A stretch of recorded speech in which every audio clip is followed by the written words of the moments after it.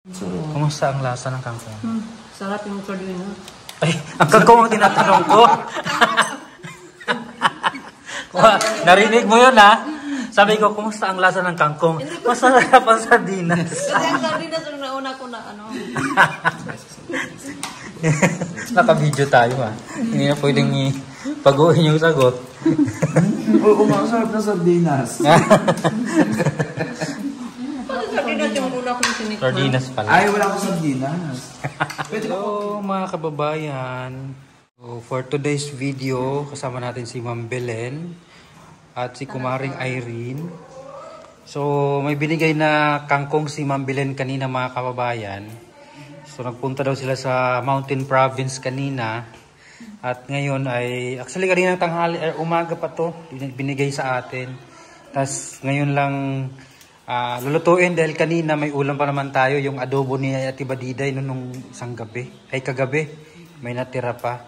Kaya ngayon finish na, wala lang ulam. So ito na yung kangkong ni Ma'am Belen, yung lulutuin ni Kumaring Irene mga kababayan. At titikman natin mamaya yung kanyang specialty nga adobong kangkong. Kasi magaling magluto si Kumaring Irene mga kababayan. Hindi halata kasi doon daw sa kanila pag may mga kainan, siya pala kinukuha. Ay, wow! Siya yung cook doon, Ma'am Belen. Ay, wow, shit. Sa Davao. Kung dito sa Pangal may Ma'am Belen na kinukuha pag may birthday, sa Davao may Kumaring Irene. Siya naman. Bakit hindi kayo magsama? Pwede naman, sir. Pag mag-birthday ka, sir. Ayun. Ay, next year pa, mauna ka pa. So yung mga niluluto ni Ma'am Belen, mga malalaking kaya mo yun? Yung pang-pistahan ng 3 barangay, Kere? Kaya ko din mag-litchi ng baboy. Ay, wow. Ano bang mga niluluto mo, Ma'am Belen, dito pag kinukuha ka? Ay, yung sir, ang specialty ko yung pansit na bihon, pansit gisado, spaghetti, at saka miki. Wow. Pag naman, pag meal, yung pakbet, tapos adobo, baboy, tapos inihaw, menudo, sinigang, May sabaw. may sabaw. Pero yung mga mo, pinaglulutuan, nagre-request ba sila ng mga Ilocano na pagkain? Yes, sir. Nagre-request Mga sila. dinengdeng, Mga dinengdeng, yung kamangig at saka sitaw. Sa kanila, Kumaring Irene, yung sitaw, tawag nila utong. Utong. Sitaw din sa amin. Kaya nga, utong nga ang tawag nila dito. Sa Ilocano, utong. Utong yung utong. Sa atin, pag utong, hindi ka na humihinga. Oo, sa amin tita. Utong, hold your breath, parang ganun. Ay, pero sa Magkaiba-iba yung mga meaning. Pero si Kumaring Irene, ano yung specialty mo doon, yung luto mo? Kahit ano lang. Kasi magkaiba din. Doon nga, anong nire-request nila?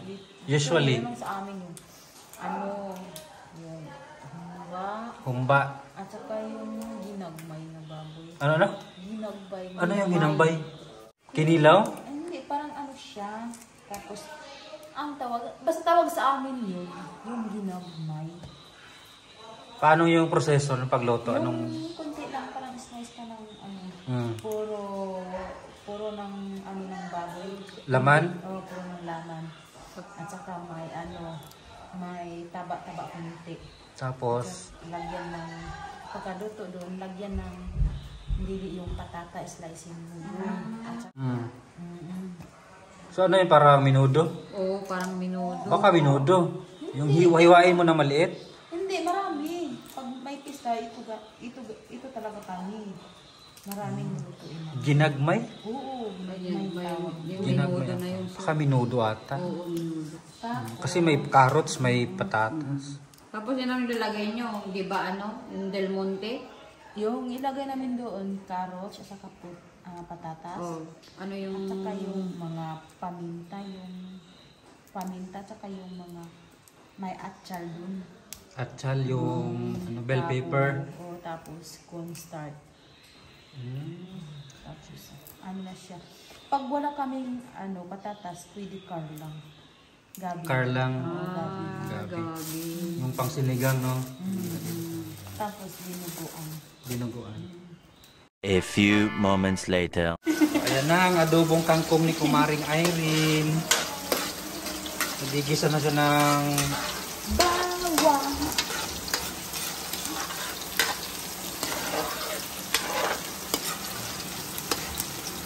Dapat ito ara-arawin natin.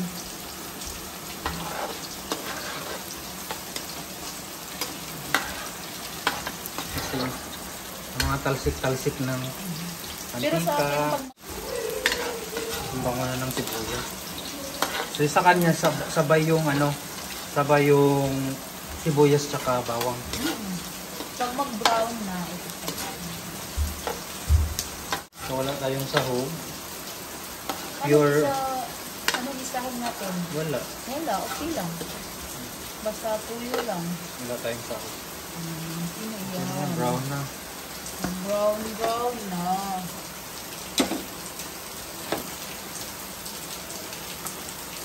Ayan na yung kangkong.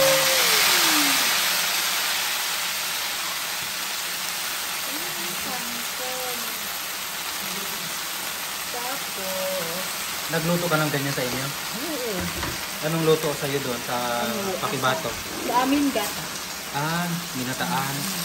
Pero adobo, hindi pa. Adobo ito. Pero nakatry ka na dati nagluto. Oo. Kasi dito sa amin, marami ito. Marami doon. Abunda kayo sa cooking. Sa baba lang. Pero ngayon malapit na eh. Kaya nga may tubig na kayo doon sa Bunga na. patubig ni Sir Paul. Pwede na kayo magtanim doon ng kangkong malapit. Saan? Oo, sa malapit. Pwede naman Oo. gawa kayo medyo yung tubig na daanan mo. Yung tanim ng kangkong. Kaya diligan lang, di ba?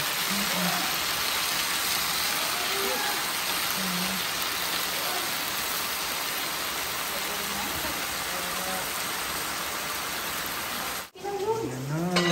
Ano na? Di, ang bilis ha. Oo. Kasi, hindi ko lang tikman. Okay na yun kasi ano na. Mga overcook. Sure ka? Mabuti yung hindi overcook. Para dyan. Eh, di mo na nilagyan ng sabaw? Hmm? Di mo na nilagyan ng tubig? Hindi na. Yung mismong, Hindi na. ano na lang niya? Yung sa pinaghugasan? Ito yun. Diba? Ilagay natin ito.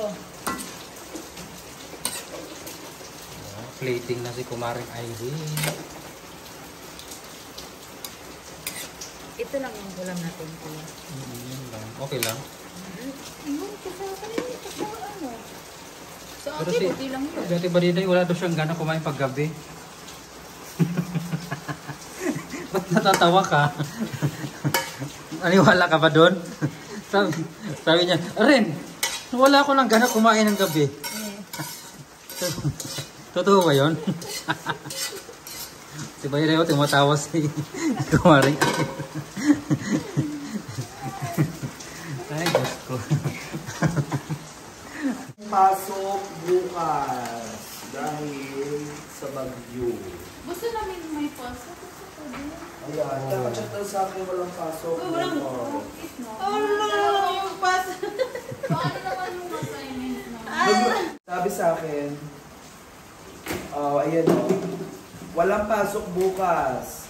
All local national government agencies, offices, all public and private school heads, from the provincial governor, PDRRMC chairman, advisory on the suspension of classes in all levels and work in all local and national government agencies, offices in the province of Abra. August 30, 2020. 30 ngayon yan. Ngayon siya, Pero bukas yung effect niya. yes. Okay. Due to continuous heavy rains being experienced in the province with a forecast of heavy rainfall affecting the province until tomorrow afternoon due to STY Goring. Ano yung STY? Severe tropical storm. Severe Ay, tropical... STY? Oh, STY. Tropical storm yung ST. Super typhoon. Oh, super typhoon. Severe or super typhoon? Super typhoon Goring. And the enhanced southwest monsoon. Classes in all levels in both public and private schools remain suspended tomorrow. August 31, 2023. All schools are required to shift to appropriate alternative delivery modes for learning continuity. Work in government agencies and offices also remains suspended. For private offices, the suspension is upon the discretion of heads of offices. That's all. Kung nalungkot si Kumaring Irene, bakit ka nalungkot? Kasi gusto namin may pasok kami bukas. Gusto mo may pasok ka? Parang wala nang gana akong kumain ngayon gabi. Dahil sa balita. Kaya sa balita naririnig ko ngayon. Pangalawang dish. Masarap ka magluto eh. Masarap din naman siya magluto. Kaya lang si Irene ayaw niya magluto ng kulang-kulang ang sangkap. Ano? Yung nagluto siya ng humba, ang dami niyang hina... Sing ako. Uy, nasunog na yung bawang! Ilagay na natin.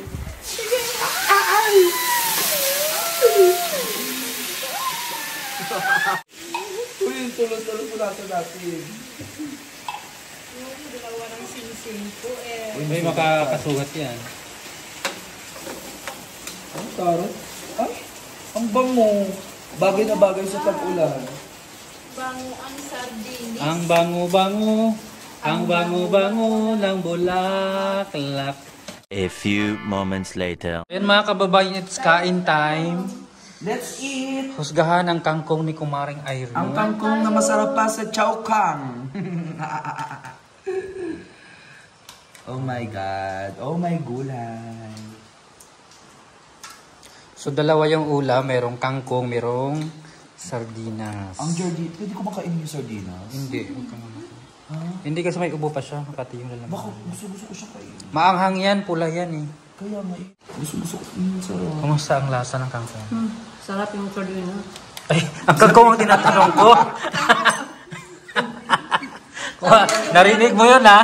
Sabi ko, kumusta ang lasa ng kangkong? Masarap ang sardinas. Kasi ang sardinas yung nauna ko na ano. Naka-video tayo ha. Hindi na pwedeng pag-uwi yung sagot. Oo, masarap na sardinas. Sardinas yung una kong tinikman. Sardinas pala. Ay, wala akong sardinas. Pwede ba konti lang? Kasi baka mapanaginip ako. Sarap yung sardinas. Titikim lang ako kasi malasahan siya. Sardinas talaga. So, ayan, kain na po tayo mga kababayan.